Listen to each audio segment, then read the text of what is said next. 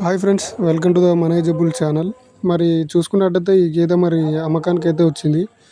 దీని అడ్రస్ వచ్చేసి మల్లపురం గ్రామం, గూడూరు మండలం, కర్నూలు జిల్లా, దశగిరి అనే రైతుది. ఇది రాయచూరు జాతి గేదె. ప్రజెంట్ 4 నెలల కట్టుతో ఉంది. ఇది 2 పూటల రోజు మీద 5 లీటర్ల పాలు ఇస్తుంది. ఉదయం 2:30, సాయంత్రం 2:30 లీటర్ల కెపాసిటీ అయితే ఉంది. ఈ గేదె డెలివరీ అయినప్పుడు రోజు మీద 7 లీటర్ల పాలు ఇస్తుంది.